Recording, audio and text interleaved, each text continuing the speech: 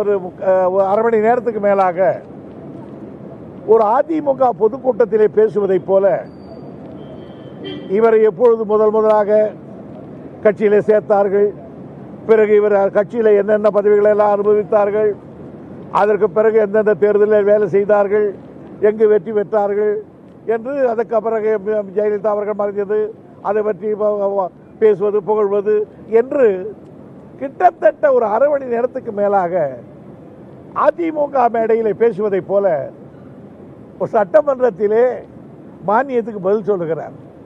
இது எனக்கு பெரிய வியப்பாக இருந்தது.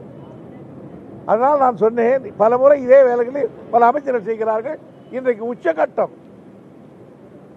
ஆனால் அதுதான் நான் எடுத்து சொன்னேன், இந்த அமைச்சருக்கு பதில் சொல்லுகிற திறமை உண்டு, பதில் சொல்லலாம் ஒரு இலாக்காவில். ஆனால் அதை விட்டு ஒரு பொதுக்கூட்டத்திலே பேசுவதை போல் பேசுகிறார். நான் இதுவரையில் அதிமுக பொதுக்கூட்டம் கேட்டதில்லை, அது இப்பொழுது அமைச்சர் வாயிலாக கேட்கிறேன். இதை கேட்பதற்கு நாங்கள் சட்டமன்றத்துக்கு வரவில்லை. உறுப்பினர்கள் பேச்சுக்கு பதில் சொல்லுவார் அமைச்சர், திட்டங்களை அறிவிப்பார் என்று வந்தோம். அதிமுக பொதுக்கூட்டம் கேட்பதற்கு நாங்கள் தயாராக இல்லை என்று வெளிநடப்பு செய்துவிட்டோம். ஆனால் உள்ளே அமைச்சர் என்ன பேசிக் கொண்டிருக்கிறார், நான் எம்ஜிஆரை பற்றி பேசினேன், அவர்கள் வெளியே போய்விட்டார்கள்.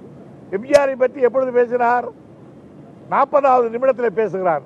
தன்னுடைய பேச்சு ஆரம்பித்து 40வது நிமிடத்தில் நாங்கள் வருகிற பொழுது சொல்லுகிறார், நாங்கள் எம்ஜிஆரை பேசினார் என்பதற்காக அல்ல, ஆனால் எஞ்சிய 30 மணித்துளிகள் அதிமுக பொதுக்கூட்டத்தில் பேர் ஆக்ரோஷமாக புகழ்வது, சாடுவது, சல்லடம் கட்டி பேசுவது, இவையெல்லாம் பொதுக்கூட்டத்திலே பேசுவது.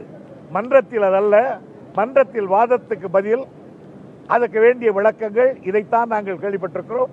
எனவே ஒரு அதிமுக கூட்டம் கேட்பதற்கு நாங்கள் தயாராக இல்லை என்று சொல்லி வெளிநடப்பு செய்து விட்டோம்.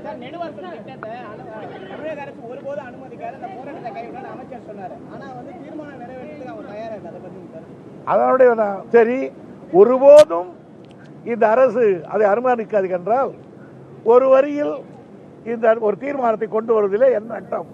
எத்தனையோ உறுதிமொழிகள் இவர்கள் கொடுத்திருக்கிறார்கள், அத்தனை காற்றிலே பறந்து போயிருக்கிறது. அதுவும் இது ஒன்றாகத்தான் இருக்கும். யாருக்கு இதையும் நான் எதற்காக போகிறேன் என்று சொன்னால் இப்படிதான் சொல்லிட்டு வந்தேன். இந்த அமைச்சர் எங்களுடைய எல்லா உறுப்பினர்களும் பேசியிருக்கிறார்கள். மாண்புமிகு அமைச்சர் அவர்கள் அந்த இலாகா குறித்து பதில் சொல்வதற்கு உரிய கெப்பாசிட்டி உள்ளவர். ஆனால் அதை எதிர்பார்த்து தான் உட்கார்ந்திருந்தோம். ஆனால் இதுவரையில் நான் அதிமுக பொதுக்கூட்டம் பார்த்து கேட்டதில்லை. அந்த குறையை போக்குவதற்காக இவ்வளவு நீண்ட நேரம் பேசிக் கொண்டிருக்கிறார். நாங்கள் பொதுக்கூட்டம் கேட்பதற்கு வரவில்லை, நாங்கள் சட்டமன்றத்துக்கு வந்திருக்கோம், வந்துவிட்டோம்.